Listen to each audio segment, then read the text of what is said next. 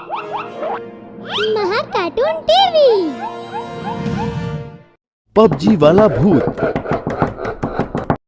दिल्ली शहर में रोहन नाम का एक छोटा बच्चा अपने मम्मी पापा के साथ रहता था। रोहन पढ़ने में कुछ खास नहीं था।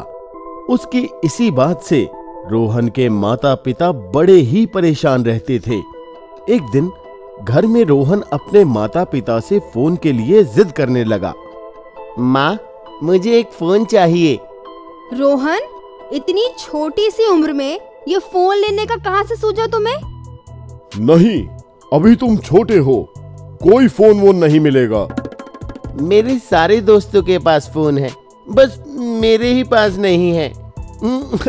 मुझे भी फोन चाहिए मम्मी। कह दिया ना एक बार कि कोई फोन वोन नहीं मिलेगा। मेरे दोस्त स्कूल प्रोजेक्ट का सारा काम फोन से ही करते हैं, जिस वजह से उनके हमेशा मेरे से अच्छे मार्क्स आते हैं। मैं ही उनसे हमेशा पीछे रह जाता हूँ। ये सुन रोहन की मम्मी ने उसके पिता से बोला, सुनिए जी, ये सही तो कह रहा है, इसको एक फोन लाकर दे ही देते हैं। क्या पता फोन आने से रोहन के मार्क्स भी अच्छे आने लग जाए। तो ठीक है, पर मैं इसे पुराना फोन ही ला कर दूंगा। ठीक है पापा। अगले ही दिन रोहन के पापा ने उसे एक पुराना फोन लाकर दिया, जिसे देखकर वो बहुत खुश हो गया। कुछ दिन तक रोहन फोन को सिर्फ उतना ही इस्तेमाल करता रहा जितनी उसको जरूरत थी। लेकिन एक दिन रोहन के दोस्त ने उसे पबजी खेल के बारे में बताया। खेल के बारे में सुनकर रोहन बहुत ही एक्साइटेड हो गया और वो उस गेम को अपने फोन पर डाउनलोड करने लगा।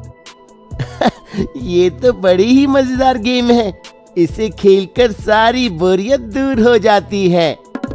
कुछ ही दिनों में रोहन खेल का आदी बन गया और हर समय फोन का इस्तेमाल करने लगा, जिसे देख उसकी मम्मी ने रोहन को बोला, रोहन, तुम कुछ ज्यादा ही फोन का इस्तेमाल करने लग गए हो। हमने तुम्हें फोन इसलिए नहीं दिलवाया था कि तुम अपनी पढ़ाई लिखाई छोड़कर बस फोन का ही इस्तेमाल करो। मम्मी, ऐसा कुछ भी नहीं है, बस ये गेम मेरे लिए नई है, तो मैं बस इसे समझ रहा हूँ और कुछ भी नहीं। हाँ तो पढ़ाई भी करो, पूरे दिन खेल में ही लगे रहना अच्छी बात नहीं है। इतना कहकर रोहन की मम्मी गुस्से से वहाँ से चली गई। मम्मी की बात को नजरअंदाज करते हुए रोहन फिर से गेम में लग गया। एक दिन रात को रोहन जब फोन पर गेम खेल रहा था तो अचानक से उसके फोन की स्क्रीन ब्लैंक हो गई और फोन बंद हो गया। अरे ये क्या, फोन तो बंद हो गया। शायद पुराना फोन है, इस वजह से बंद हो गया होगा। थोड़ी देर में छोड़ देता हूँ, अपने आप ही ठीक हो जाएगा। रोहन ने अपना फोन बिस्तर के साइड में रख दिया और वहीं लेट गया। तभी उसे कुछ अजीब सी आवाज सुनाई देने लगी। रोहन। अपना नाम सुनकर रोहन बाहर की तरफ चला गया। उसे लगा कि पापा उसे आवाज दे रहे हैं। हाँ जी पापा। बोलिए। क्या बोलूं? आप ही ने तो मुझे बुलाया था। मैंने तुम्हें नहीं बुलाया। गेम खेलते खेलते तुम्हारा दिमाग खराब हो गया है क्या? रोहन इसे अपना वहम मानते हुए अपने कमरे में वापस चला गया। जैसे ही रोहन अपने बिस्तर पर लेटा, उसे फिर से वो आवाज सुनाई दी, रोहन। इस बार रोहन डरने लगा और अपने बिस्तर से उठ खड़ा हुआ। रोहन, क्या हुआ? तुम गेम क्यों नहीं खेल रहे? ये सुन रोहन डर गया और अपने फोन की तरफ देखने लगा। उसने देखा कि फोन की स्क्रीन लाल हो गई है। ये सब देखकर रोहन चिल्लाने लगा। क्या हुआ? तुम चिल्ला क्यों रहे हो? पापा, इस फोन से अजीब सी आवाज आ रही है। रोहन के पापा ने जब फोन की तरफ देखा तो उन्हें कुछ भी अजीब महसूस नहीं हुआ। फोन तो बिल्कुल ठीक है। पापा, इसमें से आवाज आ रही थी और कोई मेरा नाम पुकार रहा था। शायद कोई ऐप खुल गई होगी जिसमें से ये आवाजें आ रही हैं। पर पापा, फोन अपने आप बंद हो गया था, तो कोई आवाज कैसे आ सकती है? फोन तो चालू है। पूरे दिन गेम खेल खेल कर सच में तेरा दिमाग खराब हो गया है। सो जा, कल सुबह मैं तेरी क्लास लूंगा। इतना कहकर रोहन के पापा वहां से चले गए। काफी देर सोचने के बाद रोहन की आंख लग गई। तकरीबन रात 12:30 बजे रोहन को कुछ महसूस हुआ।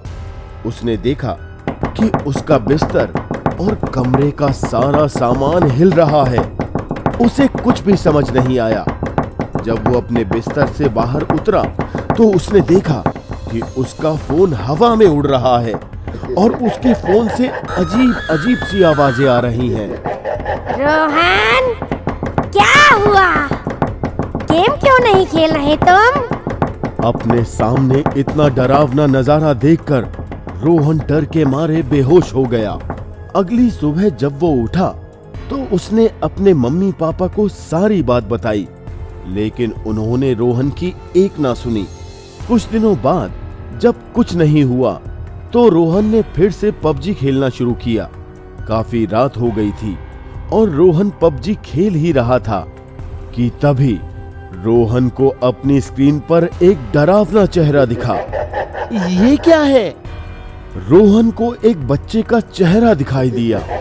आंखें खून जैसी लाल, चेहरा एकदम काला और होठों के पास एक बड़ा घाव। ये देख रोहन ने तुरंत अपना फोन फेंक दिया और जोर से चिल्लाने लगा, मम्मी, पापा। इतने में रोहन के मम्मी पापा उसके कमरे में गए। रोहन की बुरी हालत देखकर उसके मम्मी पापा भी डर गए। दोनों के पूछने पर रोहन ने उन्हें सारी बातें बता दी। सब सुनने के बाद रोहन के पापा ने फोन की तरफ अपना हाथ बढ़ाया, लेकिन फोन फिर से हवा में उड़ गया और उसमें से फिर से आवाजें आने लगी। क्या हुआ रोहन? अब तुम गेम क्यों नहीं खेल रहे? आओ खेलो, मुझे भी तुम्हारे साथ खेलना है। अपने सामने का नजारा देख रोहन के पापा समझ गए कि मामला कुछ गड़बड़ है। तभी उन्होंने बोला, कौन हो तुम? मुझे समझ आ गया है कि तुम कोई काली शक्ति हो। बड़े समझदार लगते हो तुम, पर मेरे बारे में पता लगाना बहुत ही मुश्किल है। बस रोहन के साथ ये पबजी गेम खेलनी है। इतना कहते ही भूत की आवाज बंद हो गई और फोन नीचे जमीन पर गिर गया। कल ही मैं एक पुराने तांत्रिक को बुला कर लाता हूँ। अब वही बता पाएंगे कि ये सब क्या झोल है। अगले दिन रोहन के पापा तांत्रिक को लेकर घर आ गए। तांत्रिक फोन को देखकर ही समझ गया कि इसमें कोई भूत या आत्मा है। इसमें किसी भूत का वास है। तो जल्दी से पता लगाइए ना कि ये हमसे क्या चाहती है। तांत्रिक फोन को अपने सामने रख मंत्र पढ़ने लगा। आल तू जलाल तू, इस आत्मा के बारे में बता तू। आल तू जलाल तू। तांत्रिक के मंत्र पढ़ते ही भूत फोन से निकलकर सामने आ गया। सब उस भूत को देखकर हैरान हो गए, क्योंकि वो किसी छोटे बच्चे का भूत था। तभी तांत्रिक बोला, बता तू कौन है और इस बच्चे से क्या चाहता है? मैं एक भूत हूँ, तुम्हें दिखाई नहीं दे रहा क्या? मैं इस बच्चे को सबक सिखाना चाहता था। इसने तेरा क्या बिगाड़ा है जो तू इसे सबक सिखाना चाहता है? मेरा नहीं, पर एक दिन अपना और अपने मम्मी पापा का जरूर बिगाड़ेगा।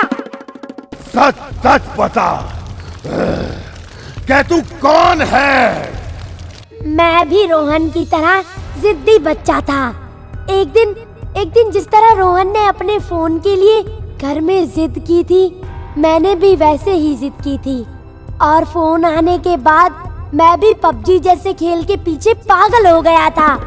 फोन का ज्यादा इस्तेमाल करने की वजह से मुझे रोज अपने मम्मी पापा से डांट पड़ती थी, लेकिन मैं उनकी नहीं सुनता था। फिर क्या हुआ? एक दिन मेरी मम्मी ने मुझसे फोन लेकर कहीं छुपा दिया। ये जानने के बाद मैं घर की छत पर जाकर उन्हें धमकी देने लगा कि मुझे मेरा फोन वापस दे दो, वरना मैं कूद जाऊंगा। लेकिन उन्हें मजाक में डराने के चक्कर में मेरा पैर फिसल गया और मैं सच में गिर गया, जिसके बाद मेरी मौत हो गई और मेरी आत्मा इसी फोन में बस गई। इसलिए तुम्हारे मम्मी पापा ने ये फोन बेच दिया था। उन्हें तो इस बारे में पता ही नहीं था, बस मेरी याद ना आए इसीलिए उन्होंने ये फोन बेच दिया। जब मैं यहाँ आया तो मुझे रोहन भी वैसा ही करता दिखाई दिया जैसा मैंने किया था। रोहन को किस बात का सबक सिखाना चाहते हो? मैं बस रोहन को डराना चाहता था कि वो पबजी गेम ना खेले, क्योंकि वो भी इसका आदी होता जा रहा था। अपने मम्मी पापा की बात ही नहीं मान रहा था और दिन भर बस फोन में लगा रहता था।